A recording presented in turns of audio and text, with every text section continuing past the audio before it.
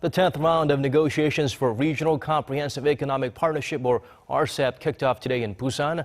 Although the trade pact is expected to gain momentum through the conclusion of the U.S.-led TPP, many obstacles still lie ahead. Our Shin Se sheds light on some of the stumbling blocks. Having missed out on the window to join the Trans-Pacific Partnership Agreement as an initial member, Korea is accelerating efforts to be part of another mega trade deal in the works, the Regional Comprehensive Economic Partnership, or RCEP. The RCEP has 16 parties involved, including Korea, China, Japan, Australia, and India, along with 10 member nations from ASEAN, aiming to create one of the world's biggest economic blocs with 3.4 billion people. And if signed, Korea's trade ministry predicts that the deal will lock in nearly 30% of the global trade volume, or some $10.6 billion, involving a combined population that's much greater than that of the TPP.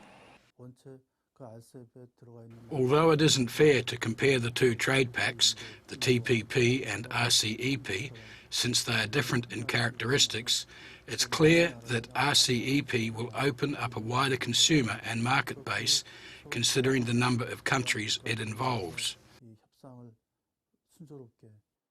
That's why Korean companies are expected to see more visible benefits from the RCEP agreement, as many of the member nations also have faster-growing economies than those in the TPP. But the road ahead still looks bumpy. In terms of progress made on the pact, it's unlikely the talks will be able to meet China's hopeful year-end deadline.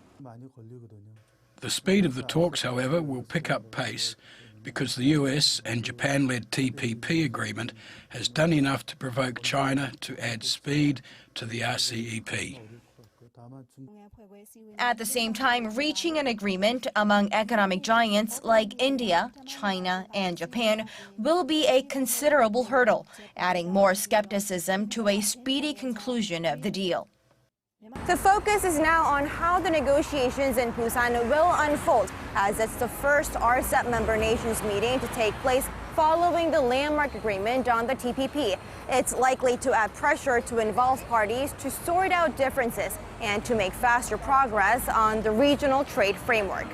Shin Se, Arirang News.